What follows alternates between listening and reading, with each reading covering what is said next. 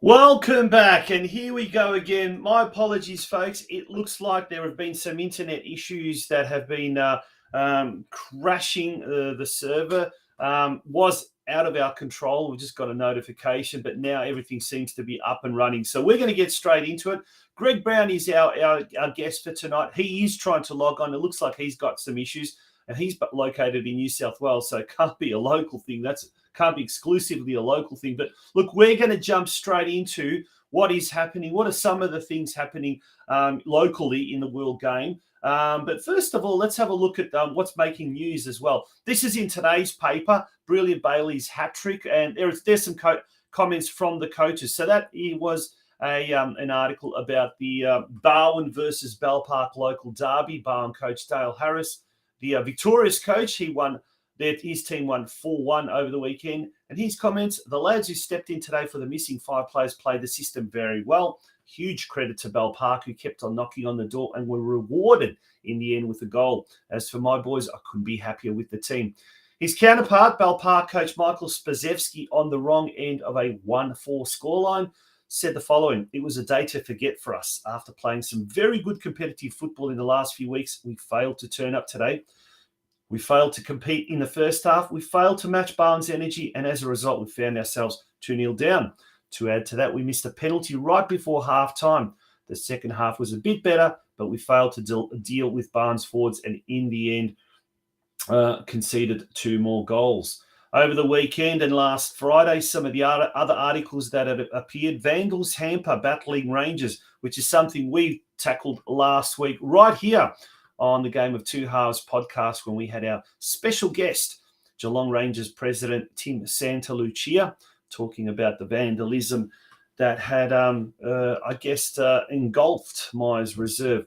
Coasters relish Crunch Knights duel. It was a big game preview there between the Surf Coast and Moonee Valley Knights State 4 clash, the second versus third. Former Warrior inks deal at Croatian club. Local boy Anthony Leban, who was formerly with the North Geelong Warriors, has signed a professional contract with a Croatian third-tier team, and there was a story about that. Now we've got some big news. Young Anthony will be a guest on this Wednesday night's Oz Crows Soccer Show podcast, the sister podcast to the Game of Two Halves. He will be on that. It will be simulcast live on the Geelong Region Soccer Show Soccer News Facebook page as well. That will be happening this Wednesday night, 8:30. And for those of you who aren't Croatian, don't despair. The show is completely in English. So there's that as well happening. Now, speaking of vandalism, well, today we've just found out another local soccer club has been subjected to some vandals or have been the victims of vandalism. Hume Reserve in Bell Park. In fact, Hume Reserve pitch number 3. Obviously, this is someone who doesn't like the floodlights being switched on around the suburban area. If you can look very, very closely, it looks like the cupboard has been pot riveted. So earlier tonight, this is the switchboard, the actual floodlight switchboard. It's been screwed shut, or it's been pot riveted. So the juniors that were supposed to be using the lights tonight were not able to do so. And that's more stupidity happening around our community at the moment. And also, we're going to talk a little bit later on about the World Cup. But look, if we go straight to the World Cup, what happened last Thursday? There's a snippet of the crowd at the Sydney Olympic Stadium. 75,784. That's a record. It eclipsed the previous record that was at Marvel Stadium just days earlier. But that is a phenomenal achievement. And also the TV ratings as well was a bonanza as well for Channel 7. The World Cup, as it looks at the moment in Group B, where our Matildas are currently sitting pretty on top of the competition standings there after round one by courtesy of their 1-0 win over Ireland. And then we've got Canada, and we've also got Nigeria. They're on 1 point apiece. They drew in their game 0-0. And this Thursday at 8 p.m, Australia taking on Nigeria in the second round match as well. It's a bit of a decent break between the two games, exactly a week. And that's going to be happening a bit later on this week. So lots of football action coming your way this week, leading into the weekend as well. So that's going to be very, very exciting. Look, folks, we're going to take a very, very short break. When we return, we'll be speaking to Greg Brown. Looks like Greg is now getting ready in the green room. So we'll be speaking to him. Former Matildas coach. He coached from 1997 to 1993. And we'll talk about what it was like coaching the Matildas then, and what was it like trying to get a publicity and profile for the Australian national women's team back in the late 90s, and what it's like now. Certainly times have changed, and boy, have they changed in a big way. Apologies once again about our little interruption earlier tonight, but we're back on deck and we're raring to go. So, folks, don't leave us yet. We've got plenty more to come.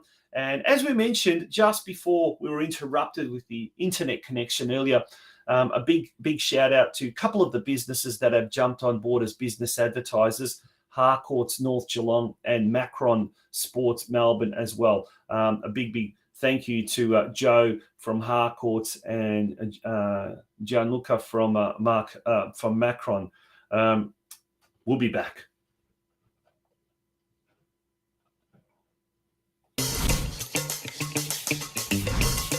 Hi, I'm Joe Gergich.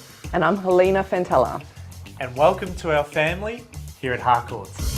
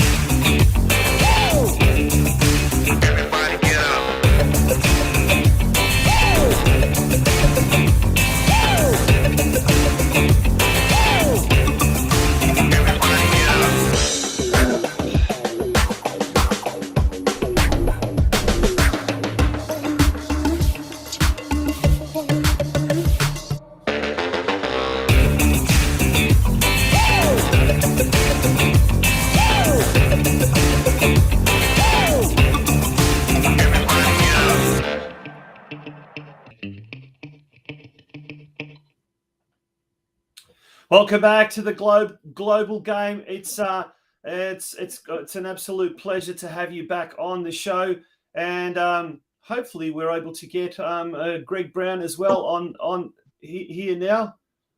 Greg, can we hear you? I can hear you. There we go. I'm not sure if you can hear me. You're pretty quiet, but I think I can hear you. Oh, that's good. That's good. I can definitely hear you, and I can see you as well. great to have you on the show, Greg. Thank you very much for joining us here on the Game of Two Halves. We've had a little bit of a wretched start thanks to the wonders of modern technology. Us here in Geelong and you up in New South Wales. And speaking of New South Wales, what are you doing these days? And let's talk a little bit about Greg Brown. First of all, what are you doing these days? And we'll talk about what happened back in the 90s and prior to that. Well, these days, mate, I'm the technical director at North Coast Football, which is based in northern New South Wales, just in the Coffs Harbour region. And I look after the regional coach education and the the elite sort of junior pathways for the awesome, region. Mate. Now you were born in Manchester, then you came out to New Zealand before coming out to Australia to play for the then known Parramatta Melita Eagles, and you also were played in the old now defunct National Soccer League with West Adelaide Hellas. Now you played for the New Zealand international team, but you also played for the Australian national team. How is that possible? Do tell us. Yeah, look, I'm pretty sure the rules are sort of similar today. That if you represent the country in a friendly game, in other words, if it's not an A-class international, then it's not really classed as a cap or as a true international game. So back in the early 80s, there was a visiting Russian side, and we played a friendly series against them. When I say Russian, they're actually the Soviet Union. And we played some friendly internationals against them that were not classed as A internationals. So when I came to Australia, I found I was actually eligible to play for Australia as well. Oh, brilliant! Well, there you go. That explains it then, I guess. Now, after your playing career, so you then ended up playing West Adelaide Sharks, or Hellas as I know, 1992 to 94. Then 96 through to 2003 was in Mitchelton, where you finished your career. That's in New South Wales, is that correct? Yeah, no, actually, that's in Queensland, up in Brisbane. That was a strange one. I went up to Brisbane to sign for the Brisbane Strikers in the old National Soccer League, and part of the contract there was that I was also the Queensland Academy of Sport coach. And just when I signed and I started coaching and training with the Strikers, it became obvious to me that I just couldn't commit myself to both. So I decided to focus on the coaching. Because I realised at 32, 33, probably wasn't going to play for Australia anymore. I'd done everything really in the National League that I could do. I could have played a few more years without a doubt, but I wanted to focus on the coaching. So I started coaching with the Queensland Academy of Sport, the men's and women's programme. And in my spare time, I played for Mitchelton. I was going to say, so that was where your first forays into coaching women happened at the Queensland Institute of Sport. Is that right? Yeah. I was there initially as the men's coach, and after about a year or so, the director asked me if I could oversee the women's program as well, which I did, and then. Once I started to get involved in the women, Tom Samani, who was the Matilda's coach at the time, asked me if I would like to assist him with the national team.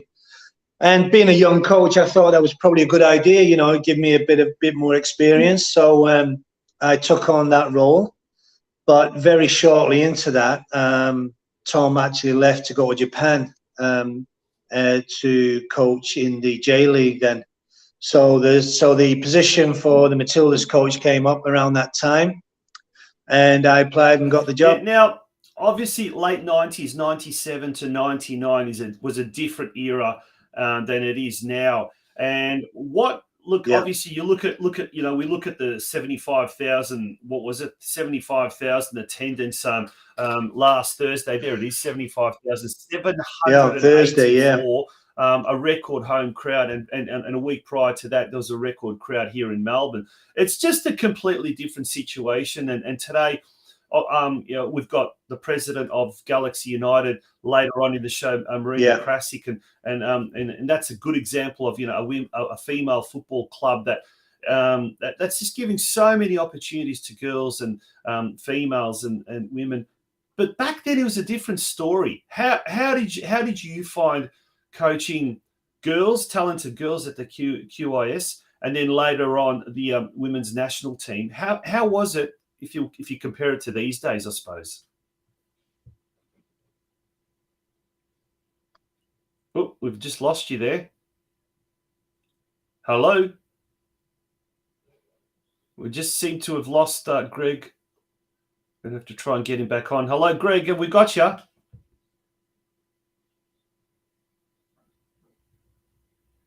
Looking like some bad internet on Greg's side. Hello, Greg. Can we hear you? Yeah, it was a different story, and we were probably at the beginning of what you. Yeah, the QAS. Look. Yeah. Yep, we've lost you. Looks like unfortunately we lost him. Well, yeah, we were sort of at the start of the beginning of the professional game, if you like, for the females, and it all started with the Sydney Olympics in 2000. So I was the national team coach in '97. And by that stage, we obviously had learned that the women's soccer was going to be in the Olympics in 2000. And so there was funding then for the sport to make sure that we give a good showing, during the Olympics. So what we did back in '97, with the money we had, we started the first ever full-time women's program for the national team at the AIS in the Australian Institute of Sport. And so we started a national soccer league by then, which was just only consisted of the Queensland Academy of Sport, Victoria Institute of Sport, West Australia Institute of Sport, South Australia Sports Institute, and we formed a national league for all the elite players to play in. It was only, it was only obviously a small competition then with a few teams, but we did manage to get the best players playing against each other. And we did have funds to now start to play a serious amount of international games.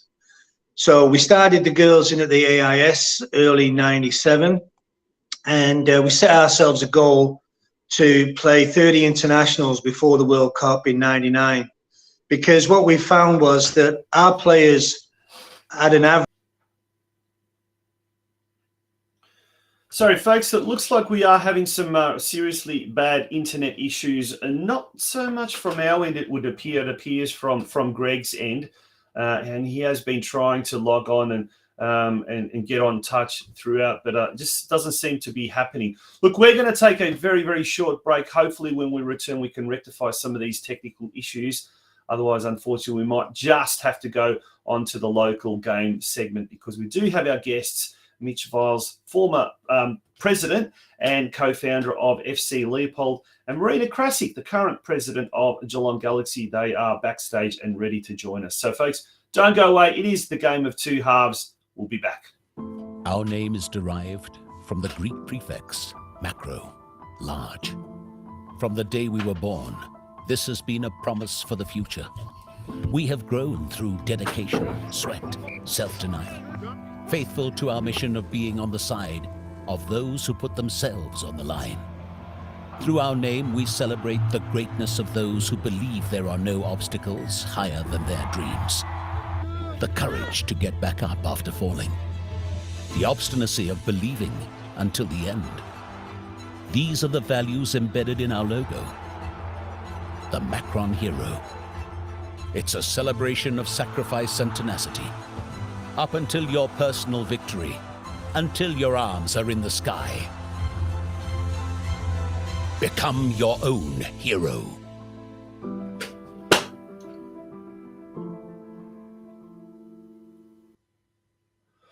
Welcome back to the Game of Two Halves, folks. We are running a little bit late, unfortunately, tonight, and that is all due to some technical issues that we've been having. We're going to try and get Greg Brown back on the show. Greg, are you there now? Can you hear us? I can hear you. I'm not sure if you can hear me. I can now. I can. Okay, let's get back into it straight away because just before the interruption, and we are besotted by internet problems tonight. We're talking about back in the late 90s and how things have changed. Now, look, Amy Taylor was one of the players there, and probably just after you got back. You finished up coaching. Back in those days, that was how the Matildas were able to get some sort of a profile, posing in bikinis on sports magazines, a nude calendar. That would have happened after you finished up. Is that right? Yeah. Was it sort of a cringy thing for you at the time, or was it just how it was back then? The old adage of sex sells, but obviously you can't do that today. But yeah, look, that nude calendar would never have happened if I was still there. Yep. Hello. Yeah, take us to what was happening back in those days. No, mate. Yeah, look, it definitely was cringeworthy afterwards. Yeah. It would never have happened while I was playing, while I was coaching. There's no way I would allow that to happen. It caused massive divisions among the players, the nude calendar. But yeah, look, Amy Taylor, I gave her a debut back in early 98, 97. Amy Dugan now, as you know her. Look, back in those days back in those days, the players were only training once or twice a week. We took them into a full-time program. That was the money that came from the Sports Commission, which was there for the Olympics in 2000. That's how we got the funding together to put together a full-time program, which was the first full-time program that the Matildas ever had. And it enabled us to get lots of international games in before the World Cup in '99. And then the 2000 Olympics. Amy was part of that. She was one of a number of young players. We had a lot of young players with potential. We had a lot of older players who weren't used to the rigors of professional football back then. So it was a bit of a mismatch, but we knew on the horizon we had lots of young girls who were going to eventually, with the right program, be the kind of Matildas they are today. Yeah, well, we saw that snippet there. Thankfully, things have moved on, and for the former Matildas are able to get a really good foothold in the industry, in the football industry now. Whether it's coaching, and whether it's like Amy Dugan there, as you said, used to be called Taylor. She's now a Fox Sports presenter, and it's great to see. That there are credible now positions for former players, not just women, but male players as well. And we see that now, whether it's in the media, whether it's in the coaching, whether it's in football administration as well. So thank God things have moved on and we are in a far, far better position. If we look at the current World Cup, Greg, well, first of all, your take on the Matildas last week. You were at the game. Tell us all about the atmosphere, the build-up, the actual game. Remembering Sam Kerr, our greatest footballer, wasn't even in the team, unfortunately, due to injury. Yeah, look, the atmosphere was fantastic. I think the build-up was perfect prior to finding out that Sam Kerr wasn't available. I think that probably would have come as a shock to everybody in the camp. But, the Matildas have done it before. They've played without her before. They gave a good account of themselves. I'm not saying they underestimated Ireland, but I think we're all sort of surprised about how well they played. They certainly came out with a game plan to frustrate Australia, and they certainly did that. And at the end there, they could have even pinched one. So, I think, and we're seeing this across the World Cup now, which is fantastic, that a lot of the underdogs are actually coming out and giving a good account of themselves. We've seen it every day now that some of the lesser ranked teams are actually coming and giving the higher ranked teams a game. Canada could only get a draw. Against Nigeria and Australia's next game is going to be another tough one. So there's no easy games in this comp, and it's just a credit to all the women's nations, women footballing nations across the world. What a great job they've done with the female players over the last few years, that we've now come to a point where There's 32 teams in the World Cup, and they're all giving a good account of themselves. They are indeed, and some of the scores. New Zealand making history, first World Cup win ever, 1-0 over Norway. That was also last Thursday. That was massive. Yeah, on Friday we had Nigeria and Canada 0-0, Philippines 0, Switzerland 2. Then Spain defeated Costa Rica 3-0. On Saturday, the US, a highly fancied US team, 3-0 winners over Vietnam.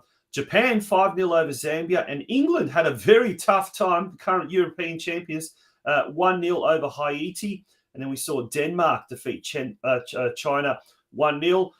Yesterday, Sweden defeated South Africa 2-1. Netherlands 1-0 winners over Portugal. And France and Jamaica played a 0 all draw.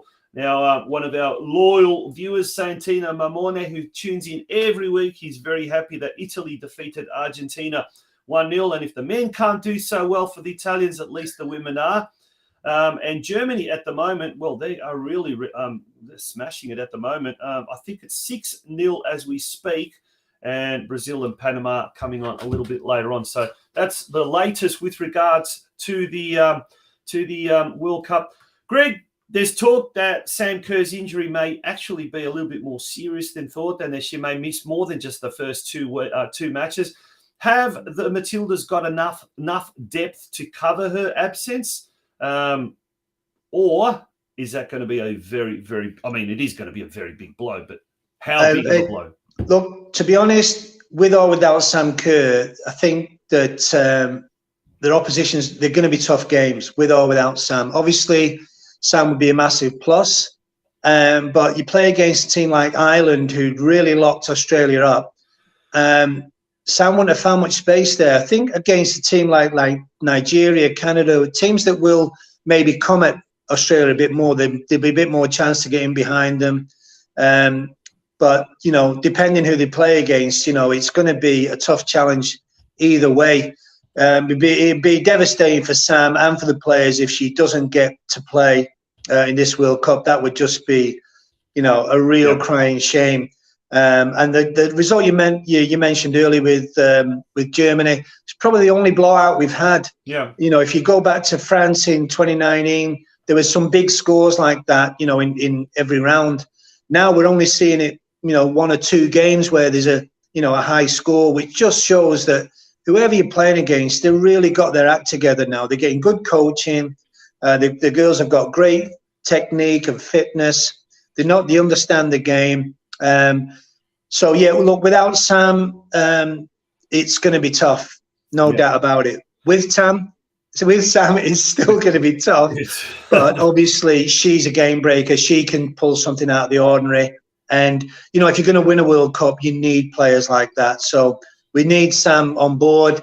Let's hope she's back on as soon as possible. Absolutely. And on that note, we're certainly going to wish her all the very best in her recovery, and wish you all the very best, Greg, with your TD technical director role up there at North Coast Football. Thank you so much for joining us, and thanks for your patience. It was hard. Eventually, we did get you on, and it was certainly well worth the wait. Yeah, look, good on you. Good on your show. It's great to see people like yourself promoting the game, mate, and getting behind it. And anytime you need me, I'll be there. Thanks. Good on you. Greg Brown, former Matildas coach back in 1997 through to 1999. Folks, we're going to take a very, very short break. We are running a little bit behind schedule. When we return, it's time for the local game.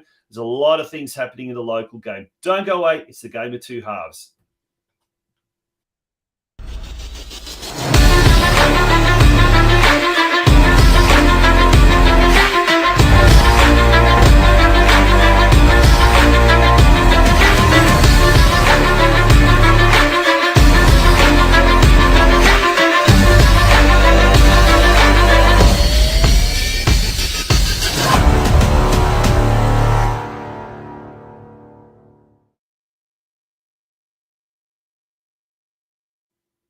Welcome back to the Game of Two Halves. It is time now for the local game, and let's have a look at what's happening on the local fields. But before we do that, when they say as you get older, you get wiser, and I guess, well, for one particular local sportsman, he's not local anymore, but he used to be quite well known locally. I think he's come to his senses after his post-playing days, after his post-professional days. I'm talking about an AFL footballer by the name of Stephen Motlop. Remember him? He used to play for the Geelong Cats. Well, he's now taken up the round ball code. Well done, Mr. Motlop. Fantastic. Well, he made his Premier League debut for team up in Northern Territory, Casuarina.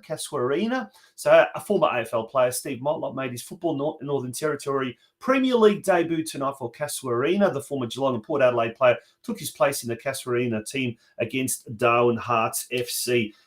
There you go. Well done, Stephen. People come to their senses and they turn to the real game, the world game. Well, let's have more of that. And hopefully, with the Women's World Cup, we'll have many more converts to the local game as well. That would be to the world game. That would be absolutely fantastic. Well, let's start our weekend review with the National Premier League and see what happened in the National Premier League. Well, I had the pleasure, I guess, or frustration, if you like, of calling this game on the weekend. North Geelong taking on Heidelberg United. That game was played at Alco Park. North Geelong had the numerical advantage in the second half. Heidelberg United was reduced to 10 men after a red card just before halftime. Unfortunately, the Warriors weren't able to capitalise and they weren't able to get the full 3 points. They only managed to get 1 point, enough to get them off the bottom of the competition standings as Moreland City lost, but not enough to now get them out of the relegation zone. This Saturday, they take on St Albans Dynamo, their sister club. That will be at Churchill Reserve Saturday afternoon at the unusual time of 4 p.m. And it is a must-win game. North Geelong wins it. They will leapfrog St Albans out of the relegation zone. And we had last night on the Football Out West show, another sister podcast of the Game of Two Halves. We caught up with Tom Gavran, the coach of North Geelong Warriors, and this is a little snippet of what he had to say. Yeah, for sure. No, that's a really good insight on where St Albans are at and what they've been doing down to a T. Is there any thoughts about these clubs, you guys included in the lower places on the table that, if there is the National Second Division kicking off next season, that the relegation won't actually take place this year? And is that something that people are talking about behind the scenes? To be honest, we haven't mentioned that not once within the change room. So, I do know there's some whispers, but we want to survive on merit and survive on merit. And you're sort of setting yourself up to fail, even in the long run and next year. If it was to be the case that we survive, so we want to survive on merit. And the last time the club was in the top flight in 2017, they went straight back down again. So we want to create a bit of history and, be that team that does stay up. Sort of been using that as a bit of motivation for the boys. Always try and, go into games with a bit of a theme to motivate the boys. And, sometimes it works. Sometimes, it gives you a bigger lift than other weeks. But, I'm big on motivation and, trying to tap into the mental side of things. That was an excerpt from an interview on last night's Football Out West show. If you'd like to watch the full replay of that, go over to the Football Out West show YouTube channel and you'll be able to take in just the interview. There is a video there of just the interview with North Geelong Warriors coach Tom Gavran. The Warriors will have to do without the services of their robust defender, Nikola Jurkovic, who unfortunately copped a red card after the final whistle, after he remonstrated with his believed the Heidelberg United coach, George Katsakis. I think I've got that right. So that is going to be a thrilling game this weekend coming. In NPL 3 action, Geelong went down to Boroondara Kerry Eagles 3-2.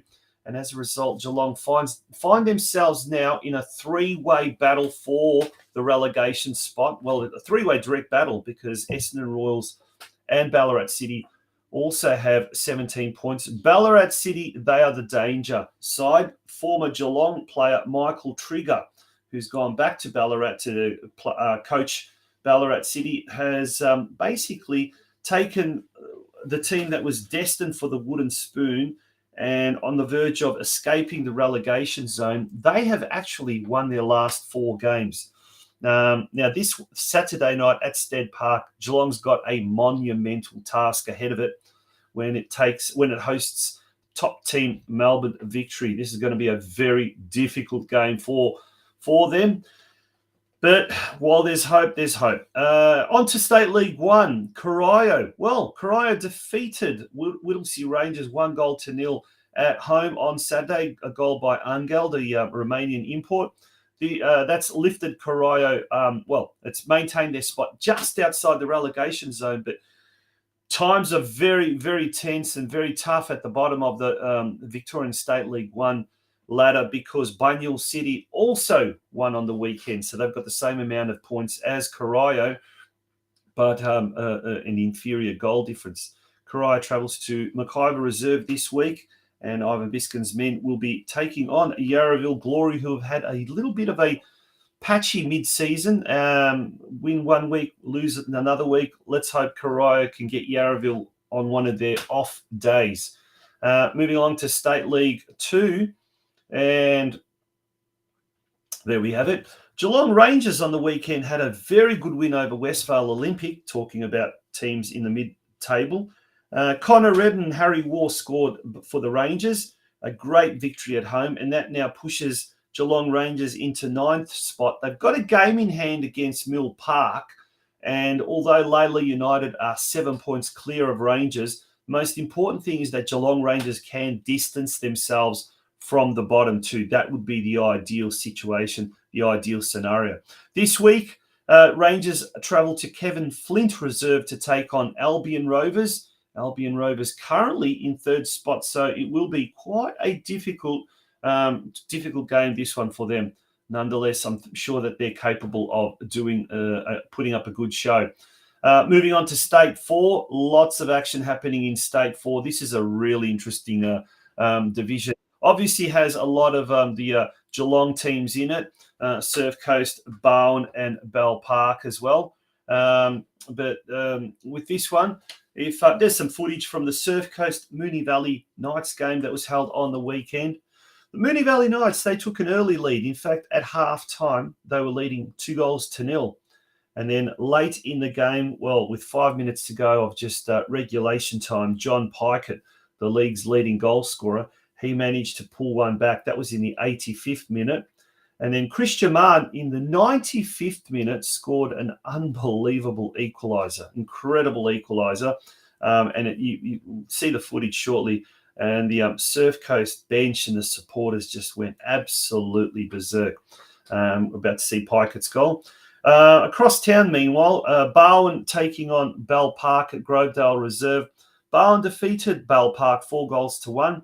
Milton Bailey was the star of the show. He scored a hat-trick to take his impressive season's tally to 18 goals. This week, Bowen hosts Barnstoneworth United at home.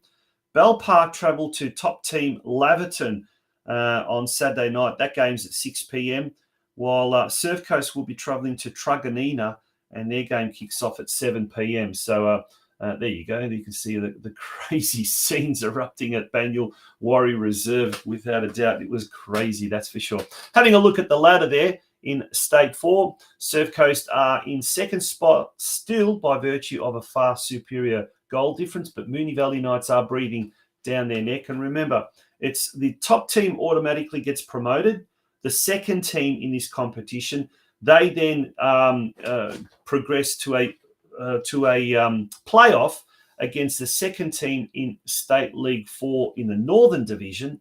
The winner of that then takes on the 3rd last placed team in State League 3 Northwest. So a lot to play for in the remaining 4 games. Bowen in 6th position, Bell Park in 7th position. Things are really, really tight there, that's for sure, no doubt about that. Moving along to State 5. Surfside Waves, it was only their 2nd win of the season. They defeated bottom side Tane United, 2 goals by Noah Mujica, ensured that the Waves were able to get off the bottom of the competition standings or second last place and move out of the bottom 2. Now, being State League 5, it's the lowest run of the Football Victoria competitions. There is no relegation in State 5, thankfully, but you certainly don't want to finish on the bottom or second last. Deakin have also had a bit of a tough time this year. They went down to Bendigo City 3-2, while Lara United had the bye. This weekend coming up, Surfside Waves are at home to Melton Phoenix, who are third. That game at Jarred Reserve on Saturday kicks off at 3 p.m. Deacon's got the bye, and Lara United are at home to Wyndham.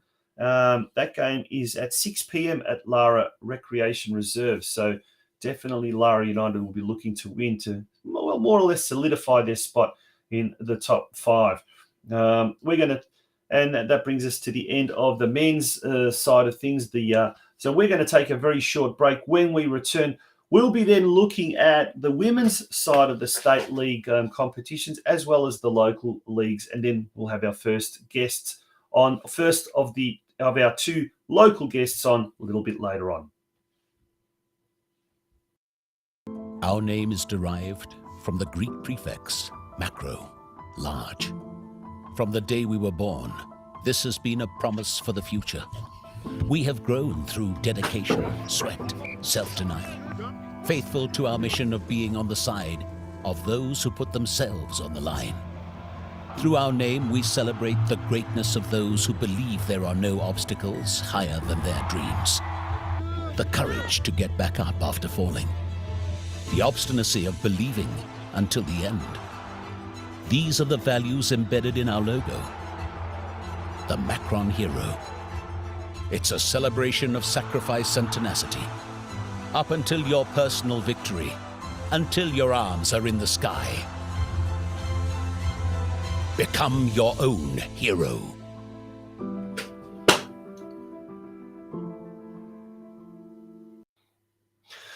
Welcome back to the Game of Two Halves. It's the local game segment that we are looking at now as well. So let's turn our attention to the women's VPL competition and featuring one of our guests tonight, Geelong Galaxy. A good result on the weekend, a 5-0 win over Melbourne University. Shian Razali scored 2 goals. That takes her season tally to a very impressive 13 goals.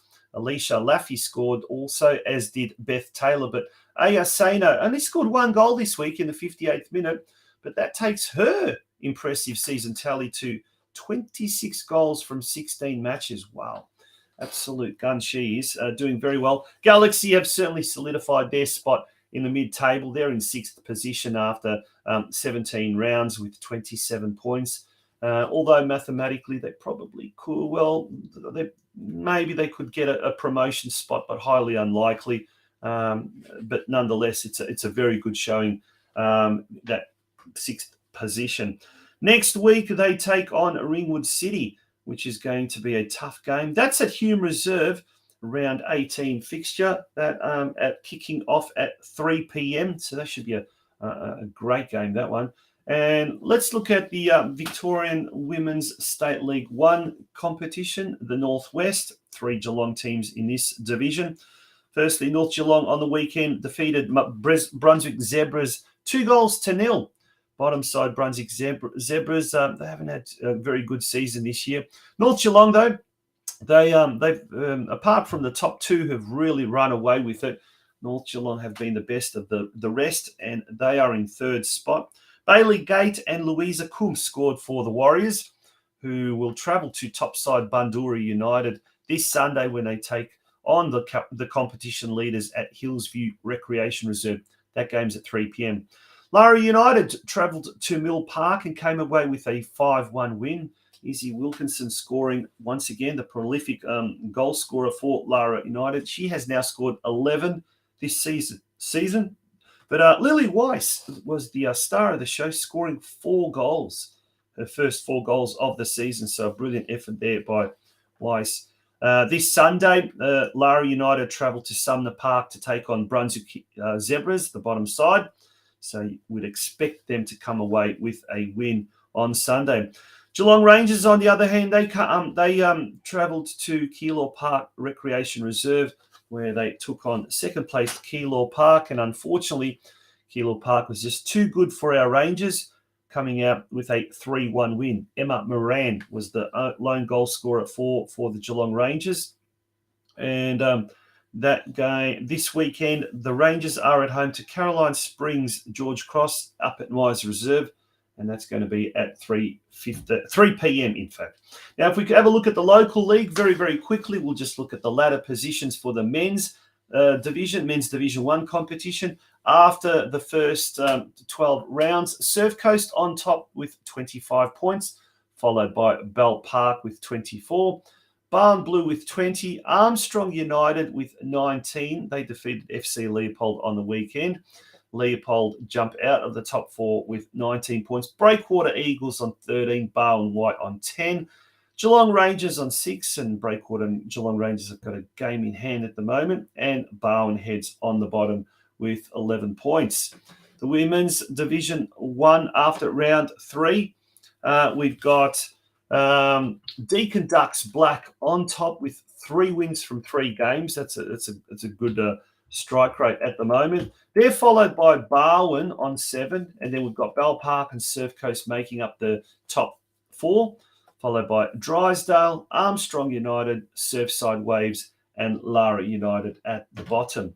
That now brings us to our first guest of the local game segment.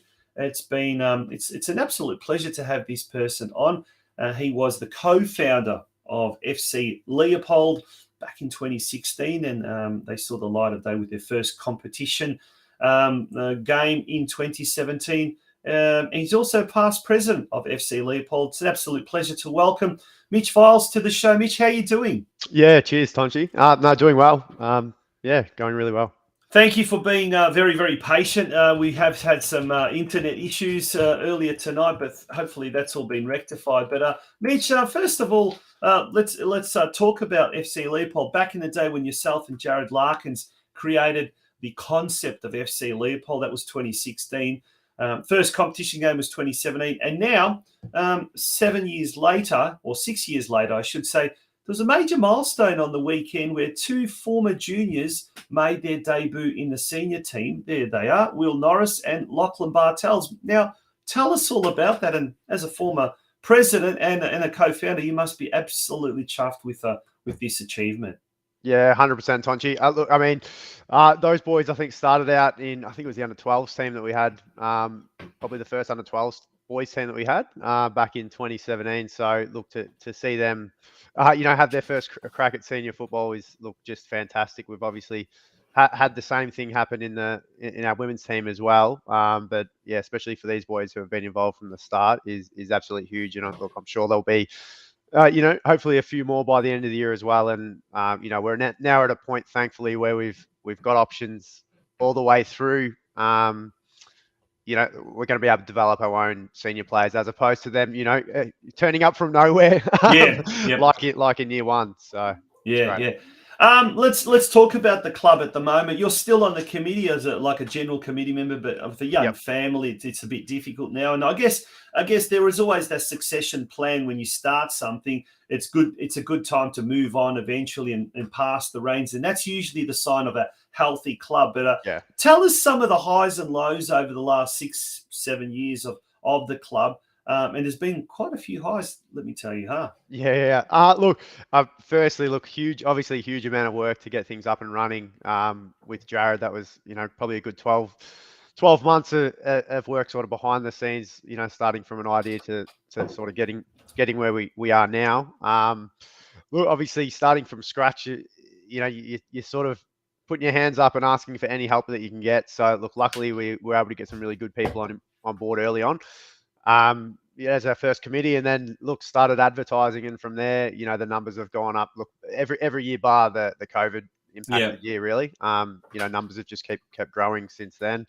We've had a senior men's team have had a bit of success. Won a grand final, and our junior boys team also won a league. I think it was last year as well. So. The amount of players we've got now, though, it's just exploded. We obviously got the club rooms last year. We got that handed over in the middle of the year. That was huge, for the club. Obviously, before that, we sort of were dealing with a little portable shed that'd been home for 5 odd years. So we were glad to get out of that. But that's probably where now we're in a position to we're a big part of the community now, and we'll be able to continue to grow, which is fantastic.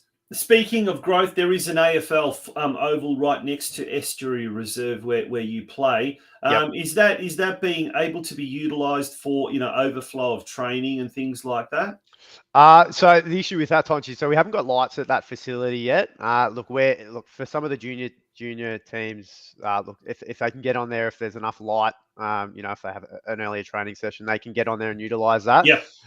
We have been with City of Greater Geelong. We've been lucky enough to get a grant to look into conversion of that into a multi-use facility, and also some lighting. So look, that's probably the next big project for our club is to get our hands on that, get some lighting, because as is the case for a few clubs in Geelong, we're sort of really struggling with the space we've got, especially with the rain. Our pitch hasn't got the best of drainage, so we've got to look after it from that perspective as well. So we're very much looking forward to seeing that happen. And hopefully it's sooner rather than later.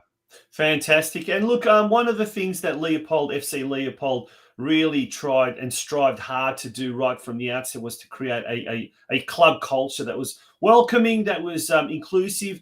And when I say inclusive, it wasn't just males and females, but it was players of all levels and abilities. And you've been able to field two teams, one in Division 1 and one in Division 3. So you've got, I guess, something for everyone.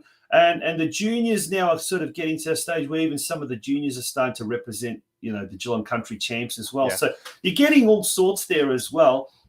What's it like managing the growing ambitions and the growing and the different levels as well as the club starts to get bigger? When the club's small and it's homogenous, it's quite easy. But when you've got some more ambitious than others and all of that, it becomes difficult, doesn't it? Trying to please everyone. Yeah, it certainly does. Look, we're probably, in some of the teams, we obviously have, more talented and less talented kids, as probably is the case everywhere. But and then also that, from a coaching perspective as well, because we're still so new, Tonchi, we've got people that maybe haven't had any experiences playing football before, and it's their first time. So the challenge is, is that from that perspective that some might not even know the rules. Sort of coming into it, but we've got coaches who've been brave enough to stick their hand up and really keen to learn. Look, I don't know, we as a club try to give them as much support as possible, to give them the skills and be the best coaches they are, so they can support the players and improve their skills. That's probably, especially being in such a footy dominated town, was the toughest point. But everyone's embracing that challenge and. Just the passion that the people we have involved at the club, for me is the most important part. Everyone wants to improve, any aspects of the club, and that puts us in a really positive position moving forward. Fantastic. Now, look, FC Leopold, one of the smaller clubs, one of the younger clubs in the region, obviously, and we don't get a chance to find out much about the club, but here's that opportunity. Who's the president there these days, or the secretary or the treasurer? Give us a bit of a plug of the committee and maybe some of the coaches as well, at least senior level coaches there at FC Leopold. Yeah, so at the moment, Aaron Brown put his hand up. Thankfully, it took over from me this year.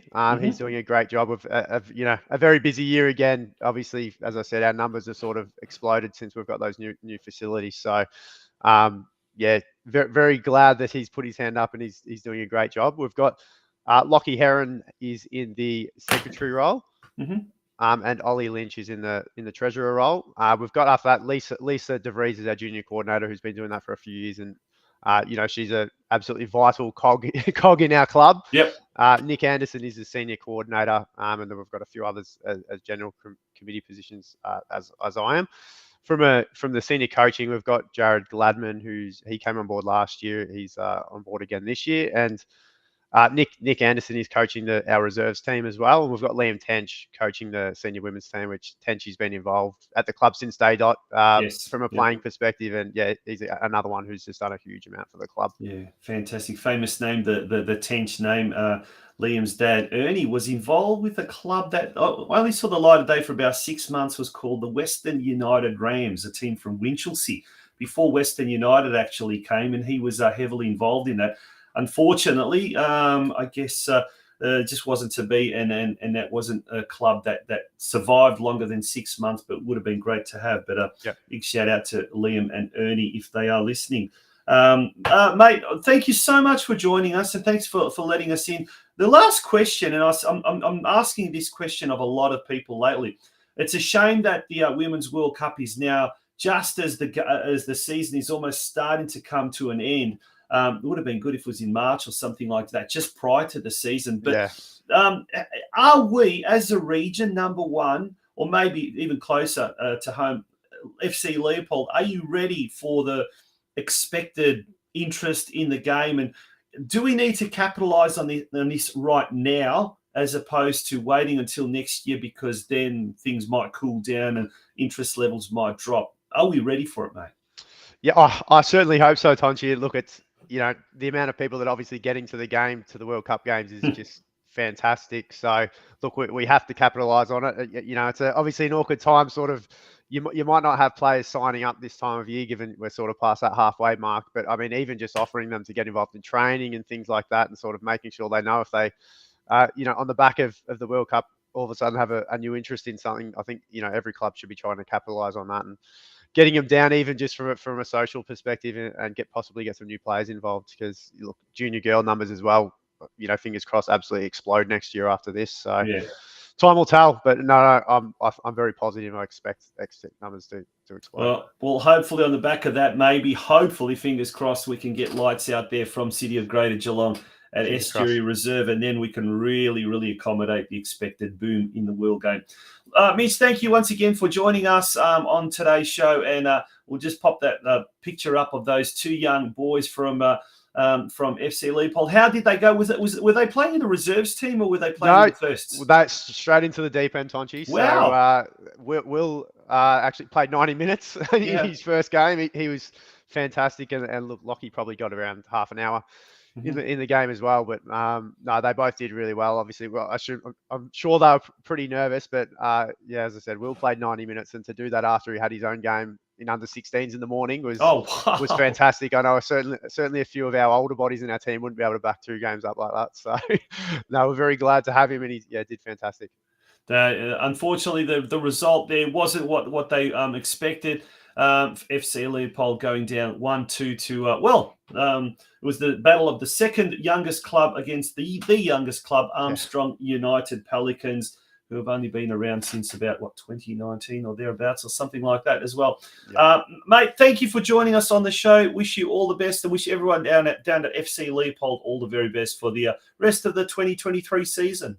Cheers, Sanchi. Thanks for having me. Good on you. Mitch Vials, co-founder and former president of the FC Leopold Football Club. Folks, we're going to take a very, very short break. When we return, we'll be talking to the current president of the Geelong Galaxy United Football Club, MARINA KRASIC.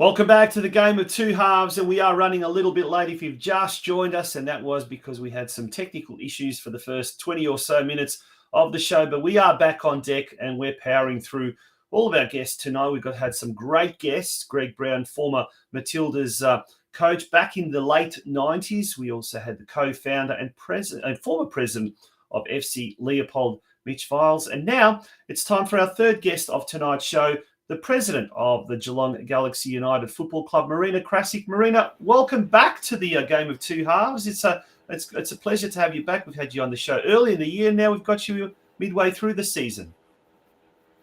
That is correct, Tonchin. I've had a few people comment. I'm back on again. I said, well, what do you want me to say? Yeah. Women's World Cup, Galaxy go hand in hand. That's exactly right. Now we'll talk about the World Cup and its effects on your club and locally. But let's talk about Galaxy, because since we last spoke, Geelong Galaxy have received a very, very notable recognition from Football Victoria.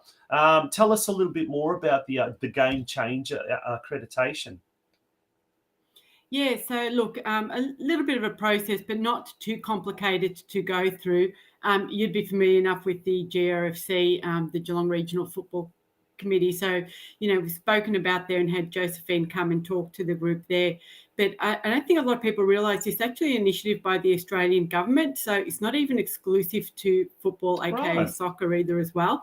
But Football Australia, Football Victoria have done their adaptation of it as well. And the prime focus is exactly on the support of women and girls and how the club is progressing. It's not too complicated to go through and to do. Pull down menus, multiple choice sort of questions, 0 to 25%, that sort of a concept and stuff. But then it did also involve follow-up meetings with Football Victoria, where, again, Josephine was fantastic. She even took the time to catch up with me on a Saturday, just based around working full-time. We were trying to organise things to help step through and allow us to develop an action plan. And then, therefore, how does Football Victoria and the governing body sort of support you with that component? So, I mean, the model is there and the government is behind it. There may be some challenges, as everywhere, with resources as we go through the process in there, but it is great to see that the number one and mandatory module is the women and girls. What does it mean? Like, once you've got the accreditation, does it help with grants? Does it help with? Absolutely, yeah. So that's one of the things that they definitely point out with their, again, is sort of showing that you've got a commitment and a plan, and it is broader than the women's and girls. It does talk about the welfare of all players around there. Does even talk about financial stability and that there, but they do sit there going that there'll be priority given towards government grants with those that have achieved through that process coming up. And, definitely we have had a little bit of support even with the Women's World Cup. I mean, I know that the Football Victoria, which was great to see, did provide opportunities for the Nigeria sort of Canada game for people to go attend. Well, fantastic. And it's all over the media, the sales, the records that we've been making. But, it also does give the opportunity for others to go through. So we did get some, first priority tickets, but we do know it got shared out with other clubs too, which was great to see as well. Now, one of the things this year that has the World Cup obviously has a direct impact on a lot of clubs is the social events that are being formed, the watch parties, whatever you want to call them. But that's been absolutely fantastic to see. Now, you've hosted one and you're hosting one again this weekend at your new club rooms there at Estuary Reserve. We've got some great photos there, the colour, the pomp and ceremony. It just looks like an awesome atmosphere. How was it? How did it go down? No, it was absolutely fantastic, and logistics come into some of this stuff with volunteers and that as well. So we did have our youth girls on the Thursday night do train out at Northern Bay on the artificial surface there. So we had them finish a little bit earlier, make their way to Estuary Reserve on the way through. Allowed them to sit down and have dinner. So great volunteers here in the kitchen. They got to have their meals, cleared up, set up, and then allowed for our seniors and the Carios group of seniors to then finish their training, have all the meals. And I reckon by 8 o'clock, everyone was ready to go.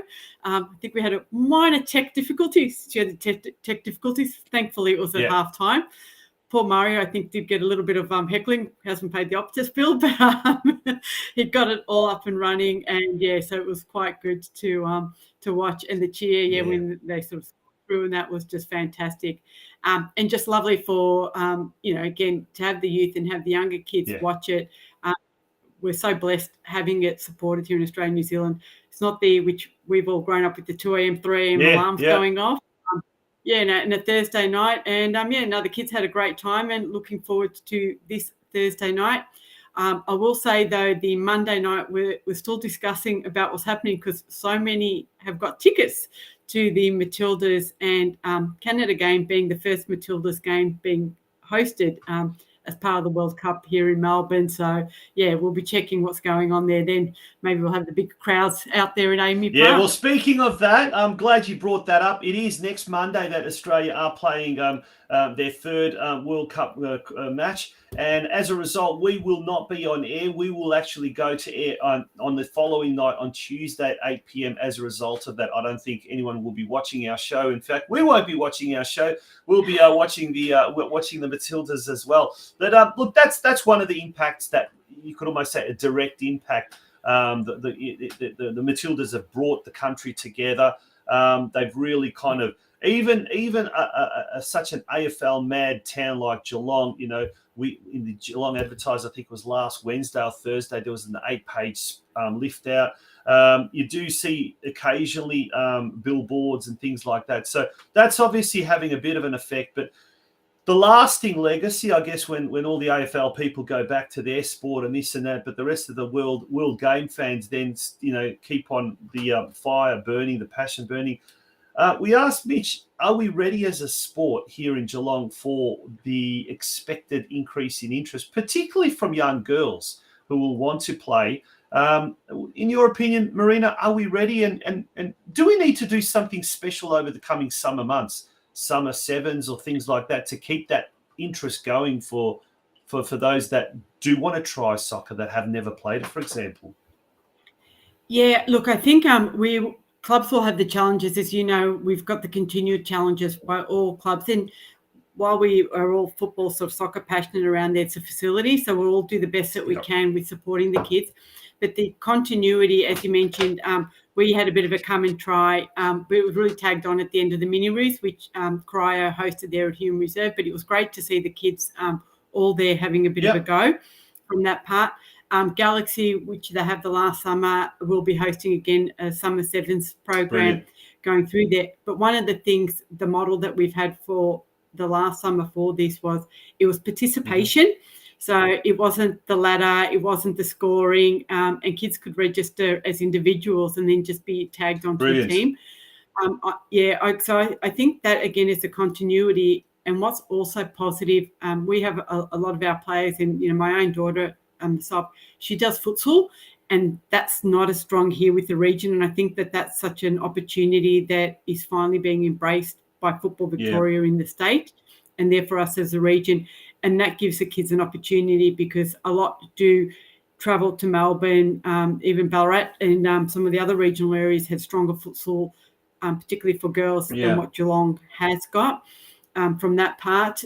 So that's something that I think as a continuity will be great to do. So that Summer Sevens participation, having a go, and running it there at the Leisure Time Centre. And then, the futsal as an opportunity as well for the kids to go through and do.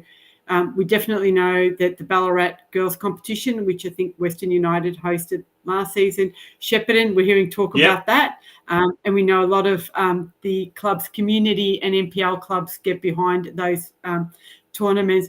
And not only are they great tournaments, they're also not bad. And Tonchi, I'm sure you've been to them with your children, a great little sort of like a weekend and just a bonding session for the kids, and they're the memories they have. I had the pleasure of actually going to my first one earlier this year, and as the Boys FC up in Bendigo, and we turned it into a weekend away. And look, the kids loved the fact that we went up there on Friday and they took the day off school. But it was as you say, it was. I'd heard so much about how big it was, and I'd never realised just how big it was until I actually went there. And then obviously there's Girls FC pre-season. But then, as you say, there's the Shepparton Cup coming up in September, October, which apparently is just massive. Yeah.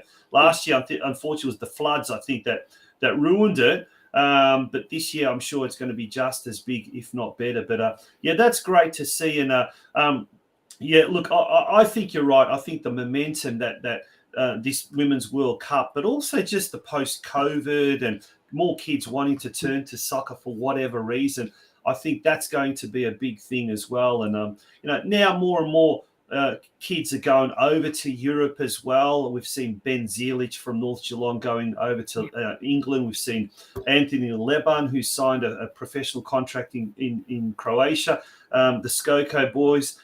There's more and more opportunities now starting to open up as well. And people are just starting to realise, well, look, the world's your oyster as far as the world game. And that's that other added appeal, isn't it, of the local game?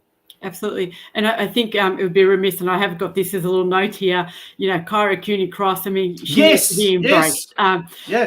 She wasn't born in Victoria, but she sort of grew up here. And in those days, probably I call it pre-Galaxy, she played with the Ballarat, with the boys team there. But, then was NTC as that came about. But, family, we've got to embrace her as a local Victorian and a local, Torquay Greater Geelong girl. And I know when she's been back in the region, she's come to clubs, she's gone and visited teams, she's come to see our Galaxy and stuff. And if she's had a friend coming to visit the family, she's brought them along too. But I mean, there's a Matilda, so there's a girl that's done the pathway and representing the country, and what a great role model she is. And I don't think she gets recognised enough for her on the field performance as well. Yeah. So yeah, big fans. And that is definitely well worth mentioning, Kyra Cooney-Cross. But there's three players that have played with Galaxy and used Galaxy as a stepping stone to getting into the NPLW Victoria competition. We had Natalie Pitchak, former junior goalkeeper, on last week's shows. If you missed it, folks, go onto our YouTube channel, and it was a great interview. She's only 18 and she's already broken into NPLW Victoria. But two girls two ladies from Galaxy, including last year's captain Emily Sutcliffe and Chrissy Mary, have now gone on to Burundara Carey Eagles, who are doing very, very well in the NPLW competition.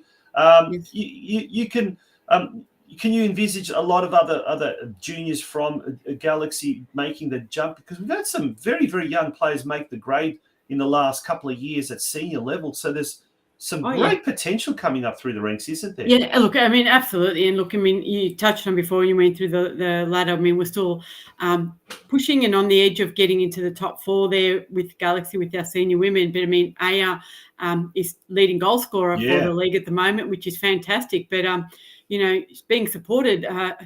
I may get my number slightly off, Tonchi, in my rounding, but last weekend we may have had actually 5, but we've got 5 under-17 players on rotation in the senior squad, which is, great. And I think only 2 of them will age out from under-17s next season. So that just shows you, by the NPL model, their bottom age under-17, but it just shows you, again, the development and the depth that we've got coming through. And you are correct as well, I think, even over the pathway from Galaxy, because the other one as well, I think, I'd like to give a shout out, while not from the playing perspective, but, Kat Smith sort of started her career as the coach and was a head coach when Galaxy made the grand final. Correct. Back into that period. And, now she's, the head coach of the Western Sydney Wanderers, A-League. So, again, developed their skill set, contributed as well to the local competition and progressing further. And then performance-wise, showing the potential, our under-13s, who are also doing extremely well, bet 2-0 on the weekend. South Melbourne, who, a bit of a powerhouse club and top of the ladder. So, that was a great result. And I think, surprised a few people from South Melbourne. And we've been competitive against them in the past sort of stuff. But, but that was great for our juniors. And a couple of these were the juniors that were in last year's Victorian schoolgirls competition. So, you can see it from that young group going through the under-17s. And as we've touched on, progressing all the way through the NPLW. So we're developing well here, and we're being very well represented from the region. Brilliant, thank you. See, we had a lot to talk about, lot to talk, and that's the beauty. There's so much happening at the moment, and obviously Galaxy United and the Women's World Cup and the NPL, VPL, sorry. There is so much to talk about. Marina, thank you for joining us on the show. Wishing you all the best for the rest of the season, and indeed the off season looks like it's going to be a very, very busy off season, but that's the way we like it, isn't it? Yeah, definitely. Good on. Thank you very much. Okay. Marina Krasic, the president of Geelong Galaxy United, thank you very much for being a part of tonight's show. Also, all right, thank you, folks. Look, once again, sincere apologies about the little internet problems we had early in the show, but as we got through it, and you were with us throughout the show tonight as well. Thank you so much for that. Just a reminder, next week's show will be on at Tuesday night at 8 p.m. because the Matildas will be in action on Monday night at 8 p.m. And obviously that game will be at Amy Park. So we certainly hope that you'll be able to watch that game and then watch us on the Tuesday night. We've got a major announcement to be made next week's show. Right at the start, we won't keep you waiting too long, but it will be right at the very, very start.